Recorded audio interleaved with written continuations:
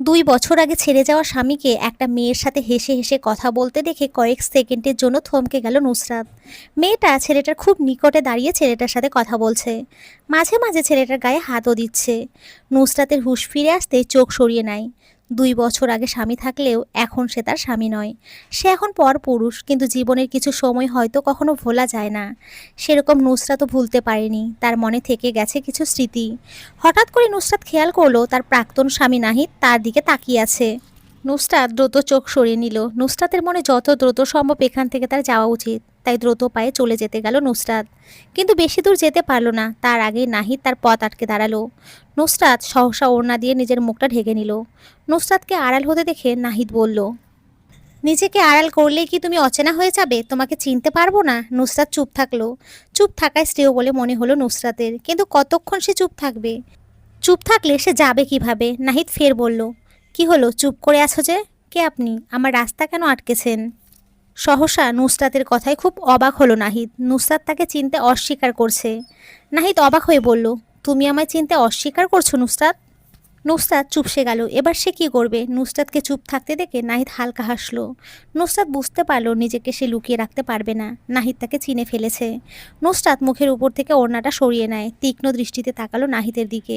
শক্ত গলায় বলল, আমার পথ আটকানোর সাহস হয় কি করে আপনার? কেন আমার পথ আটকালেন নাহিদ? যাক, অবশেষে চিনলে আমায়। যাই হোক, কেমন আছো? নুসরাত হেসে বলল, আলহামদুলিল্লাহ, অনেক ভালো আছি। যাক, আলহামদুলিল্লাহ শুনে ভালো লাগলো। জি, তোমার হাজবেন্ড কেমন আছে? নুসরাত অবাক হয়ে বলল, হাজবেন্ড? কার হাজবেন্ড? কার হাজবেন্ড মানে তোমার হাজবেন্ড? নুসরাত খানিক সময় চুপ থেকে হেসে বলল, আমার হাজবেন্ড সে তো খুব ভালো আছে, সাথে আমার বাচ্চাও খুব ভালো আছে। মাশাআল্লাহ, তোমার বাচ্চাও হয়েছে? হ্যাঁ। কি বাবু হয়েছে তোমার? নুসরাত ঢোক গিলে হেসে বলল, ছেলে বাবু। মাশাআল্লাহ মাশাআল্লাহ। দুজনে কিছু সময় চুপ থাকলো, তারপর নাহিদ বলল, আমার ব্যাপারে কিছু জিজ্ঞেস করলে না যে? কি জিজ্ঞেস করব বলুন তো? আমি তো নিজের চোখে দেখলাম আপনি খুব হ্যাপি আছেন। মানে কিছু না, এবার আমি আসি। আসলে আমার একটু তাড়া আছে, বাবুকে বাসায় রেখে আসছি। আমার দেরি হয়ে গেলে খুব কান্না করবে। আচ্ছা ঠিক আছে, যাও। নুসরাত তার পিছু ফিরে তাকায় না, সোজা সামনের দিকে এগোতে লাগলো। আর পিছন থেকে নাহিদ তাকিয়ে রইল নুসরাতের যাওয়ার পানে। তখনই পেছন থেকে তখনই সেই মেয়েটা নাহিদকে বলল, কিরে, এভাবে ছুটে আসলে মেয়েটাকে?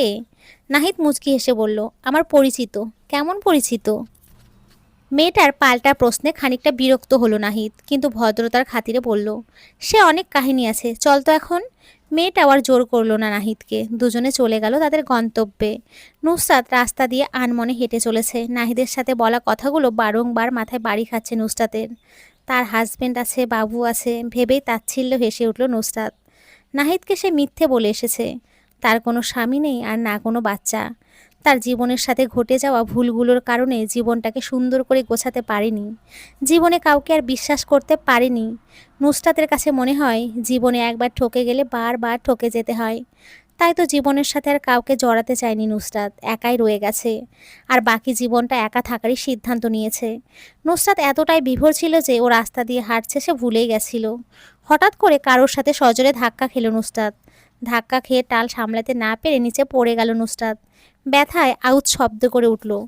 নুসরাত চোখ মুখ খিচে বন্ধ করে নিয়ে বিড়বিড় করে বলে, ও আল্লাহ, কোমরটা একেবারে গেল।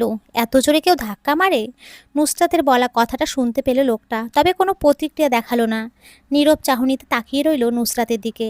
নুসরাত চোখ খুলে আগে উঠে দাঁড়ায়, জামা ঝেড়ে মাথা তুলে লোকটার দিকে তাকিয়ে বলল, এত জোরে কেউ ধাক্কা দেয় ভাই? আপনি জানেন আমি কতটা ব্যথা পেয়েছি? ছেলেটা ভ্রু কুঁচকে বলল, আপনি একা ব্যথা পেয়েছেন, আমি পাইনি? ছেলেটার জবাবে চুপসে গেল নুসরাত। এই কথার পরিপ্রেক্ষিতে সে যে কী বলবে ভেবেই পাচ্ছে না।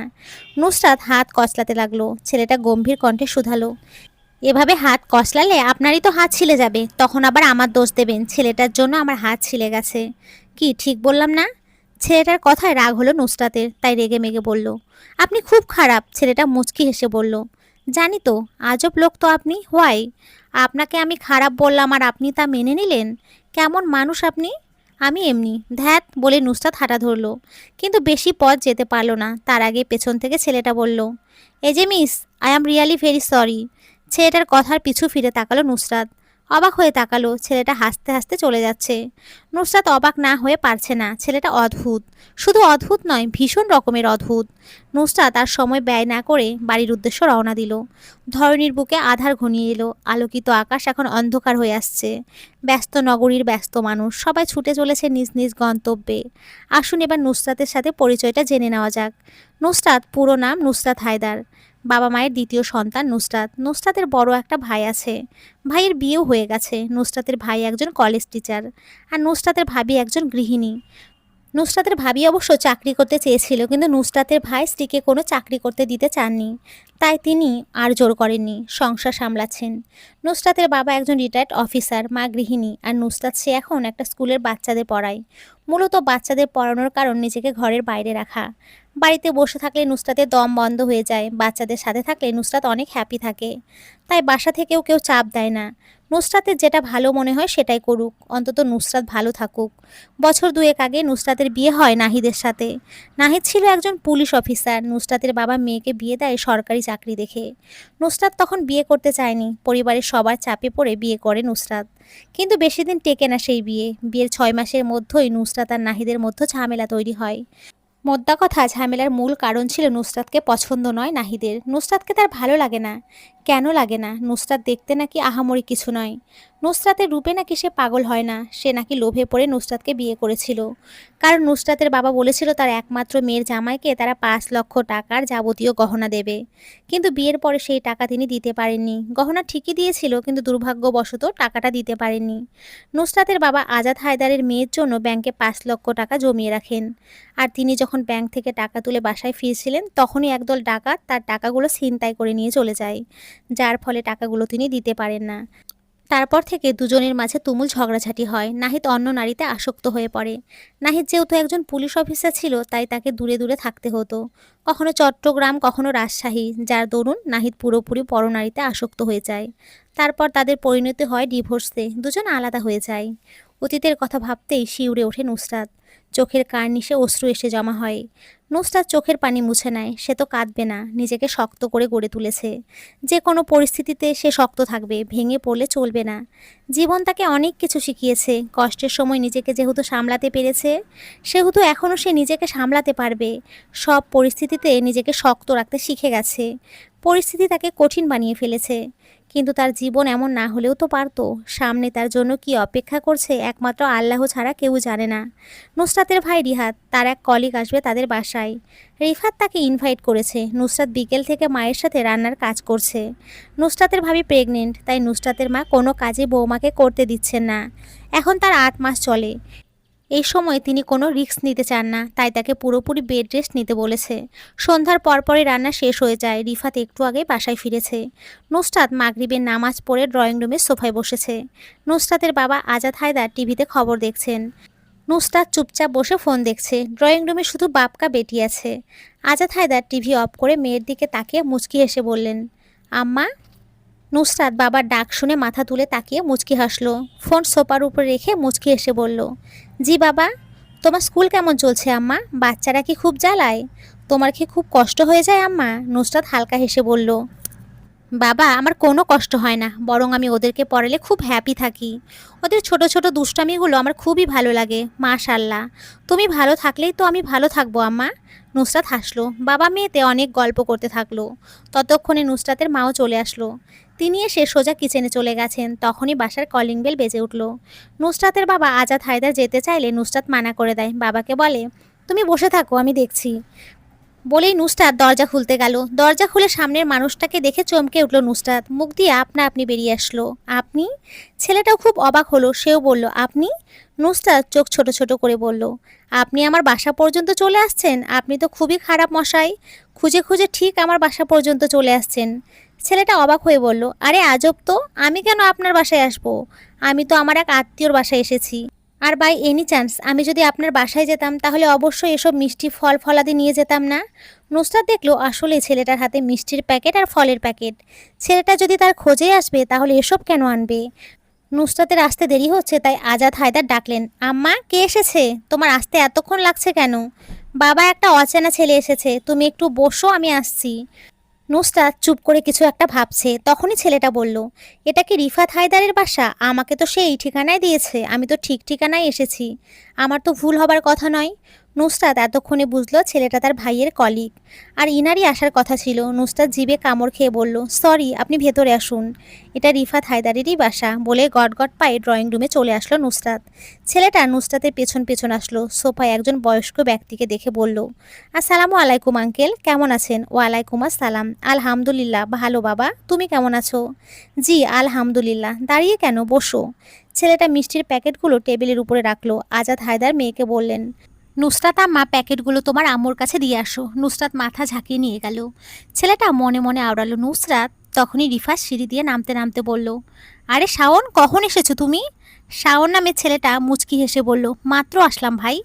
কিছুক্ষণ পর নুসরাত ট্রেতে করে চা বিস্কুট নিয়ে আসলো। নুসরাতের পেছনে নুসরাতের মাও এসেছে, আপেল কমলা নিয়ে। নুসরাত টি টেবিলের উপরে চা রেখে মায়ের কাছ থেকে ফলগুলো নিল, সেগুলোকেও টেবিলের উপরে রাখলো। ছেলেটা নুসরাতের মাকে দেখে বলল, আসসালামু আলাইকুম আন্টি, কেমন আছেন? ওয়ালাইকুম আসসালাম, ভালো বাবা, তুমি কেমন আছো? জি আলহামদুলিল্লাহ। নুসরাতের মা মুচকি এসে বললেন, এগুলো খেয়ে নাও বাবা, বলে চায়ের কাপটা হাতে দিল। শাওন ভদ্র ছেলের ন্যায় কাপটা নিল। নুসরাত উপরে গেছিল ভাবিকে নিয়ে আসতে। মিনিট কয়েক পর ভাবিকে নিয়ে ফিরল, সোফা এনে বসালো। রিফাত শাওনকে বলল, শাওন, তুমি হয়তো সবাইকে কম বেশি চিনে ফেলেছো। জি ভাই, কিন্তু। রিফাত মুচকি হেসে বলল, তুমি নুসরাতকে হয়তো চেনো না। আসলে কোনো ব্যাপার না, ও আমার ছোট বোন নুসরাত। আর নুসরাত, ওর নাম শাওন, আমার কলিগ। জি আসসালামু আলাইকুম। ওয়ালাইকুম আসসালাম। নুসরাত আর শাওনের জাস্ট এতটুকুই কথা হয়, এর বেশি কিছু নুসরাত বলেনি। রুমে চলে গেছে। নুসরাত রুমে এসে বিছানার উপরে বসলো, তারপর শুয়েছে। এভাবে বেশ কিছু সময় কেটে যায়। নুসরাতের নিচে যাওয়ার জন্য ডাক পড়লো। নুসরাত বিছানা থেকে উঠে মাথায় গুছিয়ে ওড়না দিয়ে নিচে নামলো। রাত এখন 9টা বাজে। সকলে ডাইনিং টেবিলে খেতে বসেছে। নুসরাত গিয়ে মাকে হাতে হাতে এগিয়ে দিতে লাগলো, কিন্তু নুসরাতের মা মেয়েকে তা করতে দিলেন না। মেয়েকে ধরে চেয়ারে বসিয়ে দিলেন। নুসরাত ভাবির পাশে চেয়ারে বসলো। নুসরাতের সামনের চেয়ারে শাওন বসেছে। শাওনের পাশের চেয়ারে নুসরাতের বাবা। নুসরাতের ভাবির পাশে তার ভাই। শুধুমাত্র নুসরাতের মা খেতে বসেনি। সবাই বসতে বললেও তিনি বসেননি। হেসে বলেছেন, সবাইকে তিনি নিজের হাতে খাবার সার্ভ করবেন। তার কথা শুনে কেউ বেশি জোর করেননি। আজকের মেনুতে আছে ডিম ভাজি আর আলু ভাজি, ইলিশ মাছ ভুনা, বেগুন দিয়ে মাছ, মুরগির মাংস, গরুর মাংস, পোলাও, ভাত। খাবার টেবিলে এত কিছু দেখে পেট ভরে গেল শাওনের। নুসরাতের মা শাওনের প্লেটে একে একে সব কিছু দিতে শুরু করেন। শাওন প্রথমবার এসেছে এই বাড়িতে, সে এমনিতেও বেশি কিছু খেতে পারে না, তার উপর আবার এত কিছু, না পারছে খেতে আর না পারছে কিছু বলতে। শাওন একটু একটু করে খেতে লাগলো। নুসরাত আর চোখে দেখলো শাওনকে। নুসরাত মনে মনে খুব হাসলো। শাওনের অবস্থা দেখে আনন্দ লাগছে নুসরাতের, তাই তো মিটিমিটি হাসছে। শাওন খেতে খেতে হঠাৎ নুসরাতের দিকে তাকালো। সহসা দুজনে চোখাচোখি হয়ে গেল। নুসরাতকে মিটিমিটি হাসতে দেখে ভ্রু কুঁচকে ফেলল শাওন। নুসরাতের হাসির কারণ সে বুঝলো না। নুসরাত দ্রুত চোখ সরিয়ে নেয়, খাবার খাওয়ায় মনোযোগ দেয়। শাওনকে খেতে না দেখে রিফাত বলল, আরে শাওন, তুমি খাচ্ছ না কেন? কোনো সমস্যা হচ্ছে তোমার? নির্দ্বিধায় বলতে পারো তুমি। শাওন হালকা হেসে বলল, না না ভাই, আমার কোনো সমস্যা হচ্ছে না, আসলে আমি এত কিছু। আম্মু, তুমি শাওনকে আরও একটু গরুর মাংস দাও তো, বেচারা লজ্জায় খেতে পারছে না। নুসরাতের মা শাওনের প্লেটে গরুর মাংস দিতে দিতে বললেন, লজ্জা পেও না বাবা, তুমি এটা তোমার নিজের বাড়ি ভাবতে পারো। এখানে আমরাই তো আছি, লজ্জা পাওয়ার কিছু নেই। আন্টি প্লিজ আর দেবেন না, আমি আর খেতে পারছি না। খাবারের পর্ব শেষ। শাওন আর কিছু সময় থেকে তারপর বাড়ির উদ্দেশ্য বের হয়। শাওন বের হলে নুসরাত দরজা দেবে, তাই শাওনের পেছনে পেছনে গেল। শাওন দরজার বাইরে গিয়ে ঘুরে তাকিয়ে নুসরাতকে বলল, এই যে মিস নুসরাত, আসি তাহলে, ভালো থাকবেন। আম্মু, আমি বিয়ে করব। কথাটা শুনে সবাই যেন বিদ্যুৎ চমকানো নাই চমকে উঠল। যে ছেলে বিয়ে করবে না পণ করে বসেছিল, সেই ছেলে আজ নিজে মুখে বলছে বিয়ে করবে। বাহ! শাওন সবার দিকে তাকিয়ে অবুঝ হয়ে বলল, হঠাৎ তোমাদের কি হলো আম্মু? এভাবে তাকিয়ে কি দেখছো? আগে কখনো আমায় দেখোনি? শাওনের মা ছেলের কাছে এসে বললেন, সত্যি বলছিস বাবা, তুই বিয়ে করবি? আম্মু সত্যি বলছি, বিয়ে নিয়ে কেউ মজা করে বলো তুমি? আমার বিশ্বাস হচ্ছে না বাবা, তুই যদি সত্যিই বিয়ে করিস তাহলে আমরা মেয়ে দেখা শুরু করি। কি বলো শাওনের আব্বু? হ্যাঁ শুরু করো, আমার জন্য তোমাদের কোনো মেয়ে দেখতে হবে না আম্মু। কেন? অবাক হয়ে জিজ্ঞেস করলো শাওনের মা। মেয়ে আমার দেখা হয়ে গেছে, তোমরা শুধু পাকা কথা বলবে। দ্যাটস এনাফ, এর বেশি কিছু করা লাগবে না। শাওনের মা অবাক হয়ে জিজ্ঞেস করলো, তুই নিজে পছন্দ করেছিস ভালো কথা, কিন্তু তুই আবার কবে থেকে সম্পর্কে জড়ালি বাবা? শাওন মুচকি এসে বলল, আম্মু আমি কোনো সম্পর্কে জড়াইনি, আমার শুধু মেয়েটাকে ভালো লেগেছে, মানে আমি বিয়ে করলে ওই মেয়েটাকেই করব। সেটা না হয় মেনে নিলাম বাবা, কিন্তু মেয়েটাকে কি করে, তার বংশগত ব্যাপারও তো আছে। আমরা যাকে তাকে তো আর বাড়ির বউ করে আনতে পারি না। আম্মু, আমি শুধু এতটুকুই জানি মেয়েটার বংশ পরিচয়ও ভালো। ইভেন আমি আজ তাদের বাসায় রাতে ডিনার করে এসেছি। ডিনার মানে? তোর মাথা কি পুরো গেছে শাওন? একটু ক্লিয়ার করে বলবি? তোর কথাও আমরা কিছুই বুঝতে পারছি না। আর তোর না আজ তোর কলিগ রিফাতের বাসায় দাওয়াত ছিল, তাহলে তুই ওই মেয়েটার বাসা থেকে খেয়ে এসেছিস মানেটা কি?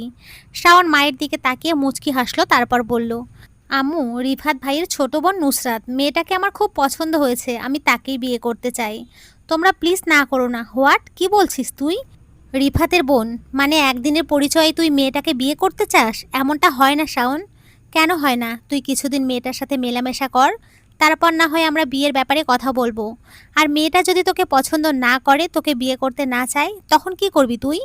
মায়ের কথায় কয়েক সেকেন্ড চুপ রইল শাওন, তারপর বলল, জোর করে বিয়ে করে নেব। শাওনের কথায় শাওনের বাবা মা দুজনেই একে অপরের দিকে তাকিয়ে হেসে ফেললেন। দুজনের হাসি দেখে শাওন ভ্রু কুঁচকে বলল, তোমরা হাসছো কেন? আমি কি হাসার মতো কিছু বলেছি?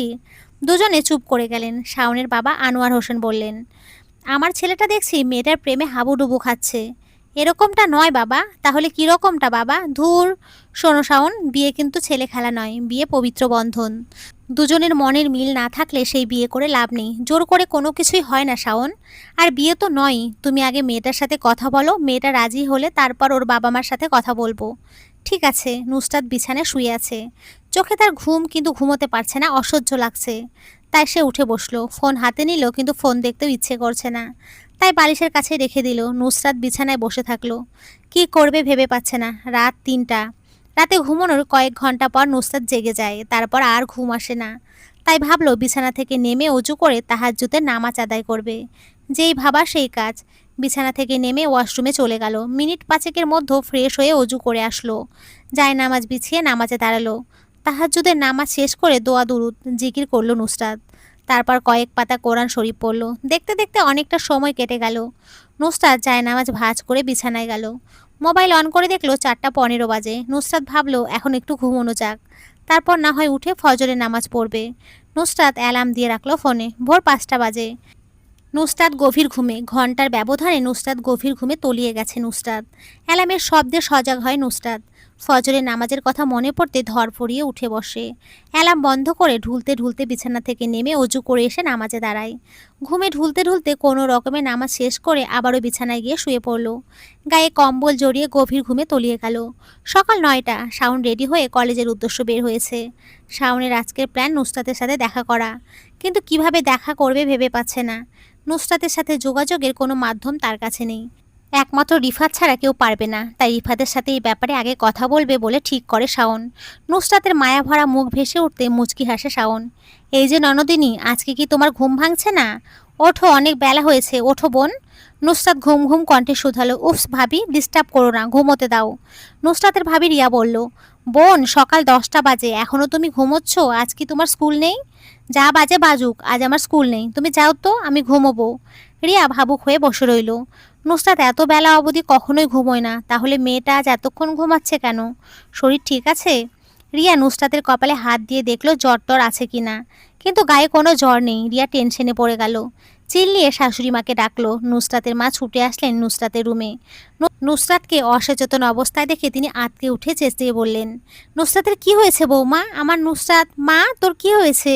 শাশুড়িকে অস্বাভাবিক আচরণ করতে দেখে রিয়া নিজেই চমকে উঠল। তারপর বলল, মা আপনি একটু শান্ত হন, নুসরাতের কিছুই হয়নি, ও ঠিক আছে, ও ঘুমোচ্ছে আর কি। রিয়ার কথায় তিনি কিছুটা শান্ত হলেন। তারপর নুসরাতের পাশে বসে নুসরাতের গালে চাপড় দিয়ে বললেন, নুসরাত মা ওঠ, আর কত ঘুমাবি? সকালের খাবার খাবি না? মা ভাবির এত কথার জন্য ঘুমোতে পারল না, চোখ মুখ কুঁচকে উঠে বসলো। চোখ পিটপিট করে তাকিয়ে বলল, আমি মরি নাই, বেঁচে আছি মা, এত উত্তেজিত হওয়ার কিছুই হয়নি। নুসরাতের মুখে মরার কথা শুনে কেঁদে ফেললেন তিনি। সহসা মায়ের চোখের পানি দেখে নুসরাত মাকে জড়িয়ে ধরে বলল, আম্মু তুমি কাঁদছো কেন? আমি ঠিক আছি, আমার কিচ্ছু হয়নি, প্লিজ কান্না থামাও। নুসরাতের মা কাঁদতে কাঁদতে বলল, আর কখনো মরার কথা মুখেও আনবি না মা, তুই আমার কলিজা, তোকে ছাড়া তোর মা নিঃশ্বাসটুকুও নিতে পারবে না। সরি মা, আর বলবো না, আমি তো মজা করে বলেছি। তুমি সেটা সত্যি ভেবে নিলে কেন? তিনি চোখের পানি মুছে বললেন, কিন্তু তুই এতক্ষণ ঘুমাচ্ছিলি কেন মা? তোর শরীর ঠিক আছে তো মা? রাতে কি ঠিক মতো ঘুম হয়নি? নুসরাত বিছানা থেকে নামতে নামতে বলল, আজ ঠিক মতো ঘুম হয়নি মা, তাই বেলা করে ঘুমিয়েছি। আজ যেহেতু স্কুল বন্ধ তাই কোনো প্যারা নেই, সেই জন্যই আর কি। আচ্ছা তোমরা নিচে যাও, আমি ফ্রেশ হয়ে নিচে আসছি। তারপর তুমি আমাকে ভাত মেখে খাইয়ে দিও। অনেক দিন তোমার হাতে খাওয়া হয় না। বলতে বলতে ওয়াশরুমে ঢুকে গেল নুসরাত। নুসরাতের মা আর ভাবি হাসতে হাসতে রুম থেকে বের হয়ে গেল।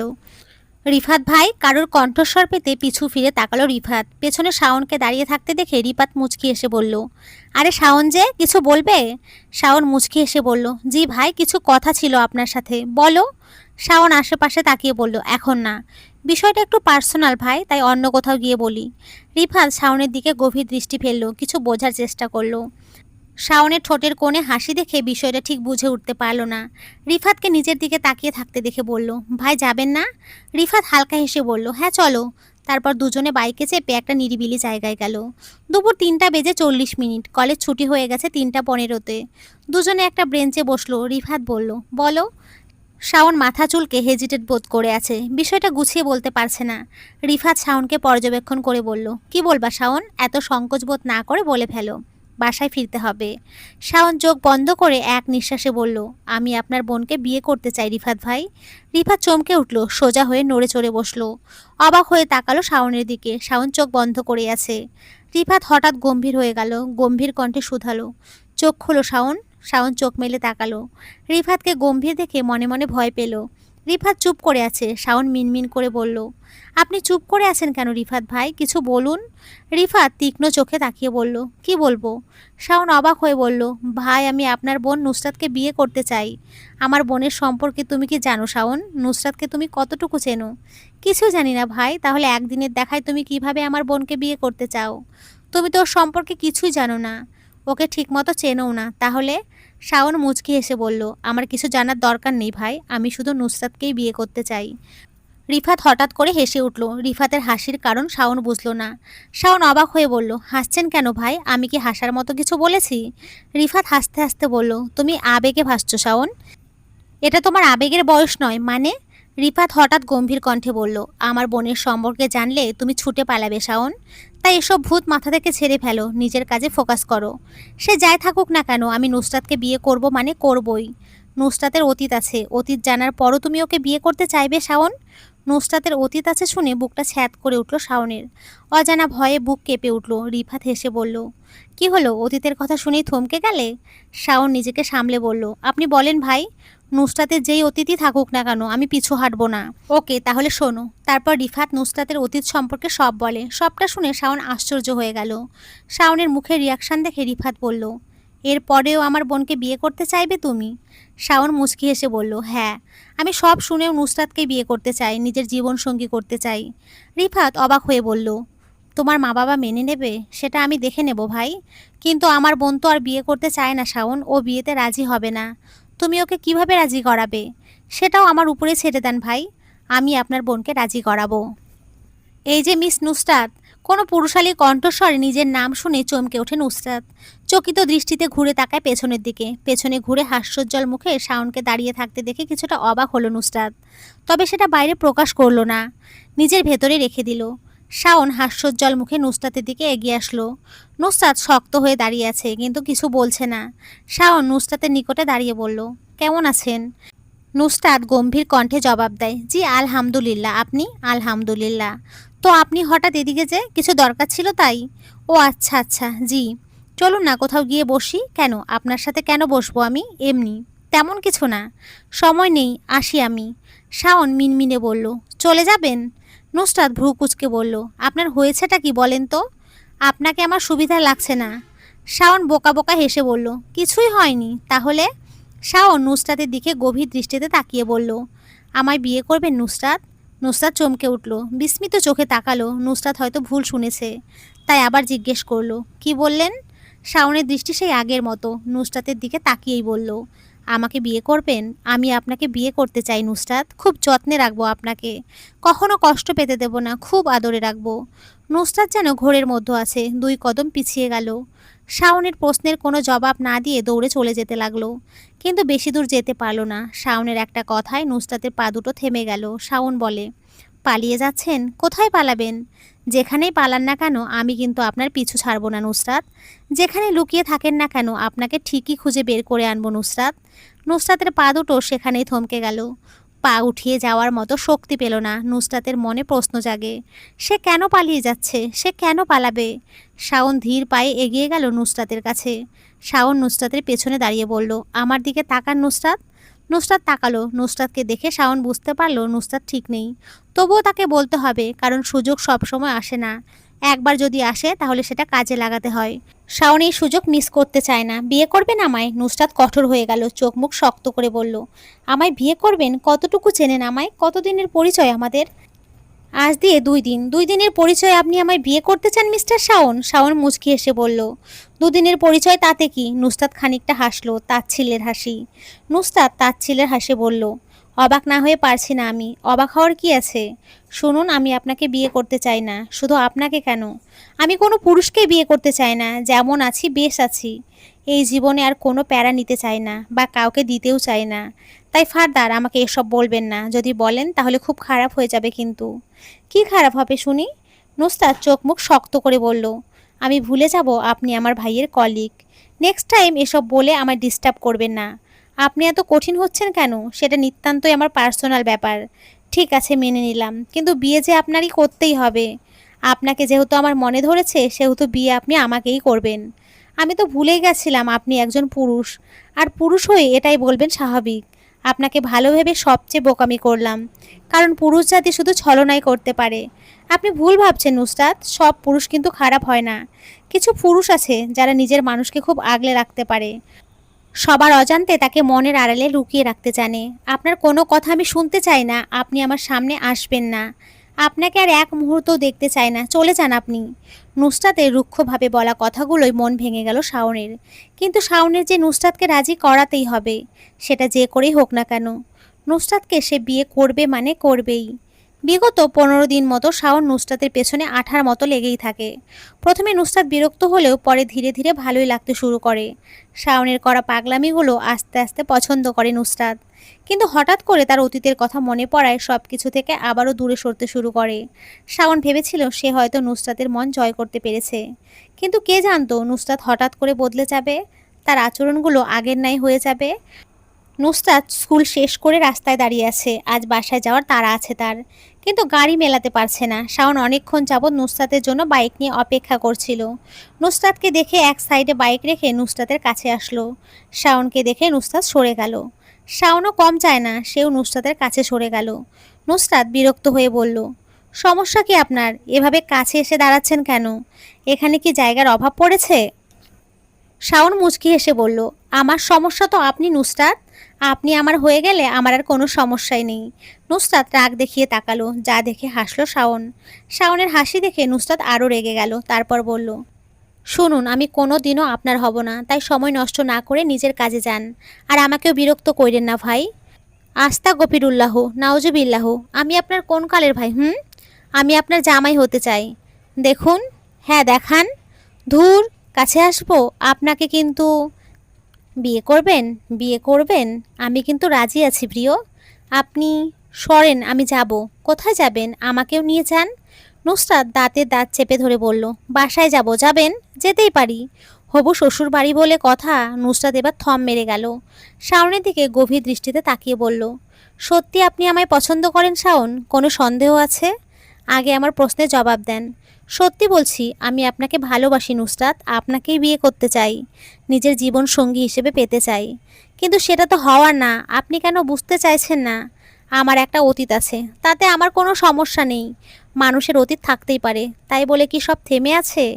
আপনি একজন অবিবাহিত পুরুষ, আর আমি ডিভোর্সি। আপনার সাথে আমার যায় না। আর না আপনার পরিবার আমায় মানবে। শাওন এবার সিরিয়াস হয়ে বলল, আমার পরিবার মানবে কি না এটা নিয়ে আপনার সমস্যা নুসরাত? হ্যাঁ, যদি আমার পরিবার মানে তাহলে আপনি আমায় বিয়ে করবেন। ভেবে দেখব, বাট আপনার বাবা মাকে সব সত্যি বলবেন। আমাকে তাদের মেনে নিতে সমস্যা হলে আপনি আর আমার সামনে আসবেন না।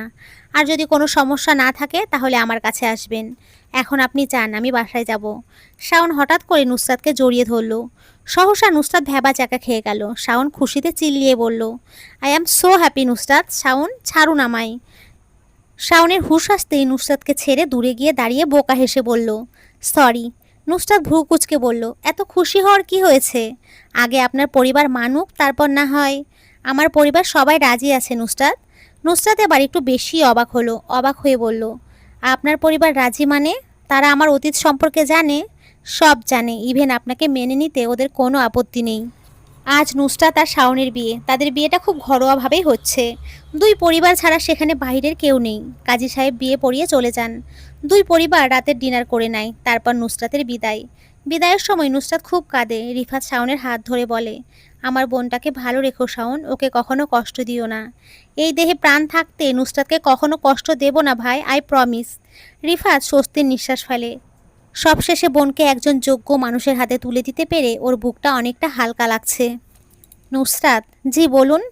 তুমি আমার অনেক সাধনার। ও, শাওন নুসরাতের হাত ধরে বলল, কথা দিলাম আজ থেকে তোমার আর কোনো দুঃখ থাকবে না, সব দুঃখ ঘুচিয়ে দেব ইনশাল্লাহ। নুসরাত শাওনের দিকে তাকালো, শাওনও তাকায়। দুজনে চোখাচোখি হয়। নুসরাত চোখ নামিয়ে নেয়। যা দেখে শাওন মুচকি হেসে বলল, লজ্জা পাওয়ার কিছু নেই জান, তুমি তো আমারই আর আমি তো তোমারই। নুসরাত ঠোঁট চেপে হাসলো। শাওন নুসরাতের কোমর টেনে নিজের কাছে আনলো। শাওনের স্পর্শে নুসরাত কেঁপে উঠল। শাওন নেশালো কণ্ঠে বলল, আজ থেকে তুমি শুধু আমার নুসরাত। কি কথা বলো। কি বলবো? ধ্যাত, এটাও আমায় বলে দিতে হবে? হ্যাঁ বলুন।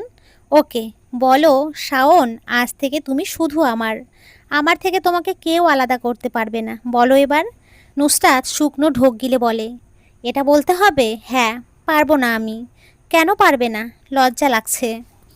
বলতে তো তোমায় হবেই প্রিয়, না বললে আজ তোমায় ছাড়ছি না। নুসরাত কাঁদো কাঁদো মুখে বলল, শাওন প্লিজ ছাড়ুন না, বলো তারপর ছাড়ছি। বলতেই হবে? হ্যাঁ বিবিজান, না বললে তোমায় ছাড়ছি না। নুসরাত চোখ বন্ধ করে বলে, শাওন, আজ থেকে তুমি শুধু আমার। আমার থেকে তোমাকে কেউ আলাদা করতে পারবে না। লাভ ইউ ডিয়ার বিবিজান। নুসরাত শাওনের বুকে মুখ লুকালো। শাওন দুই হাতে তার বিবিজানকে আগলে নিল। নমস্কার বন্ধুরা, খুব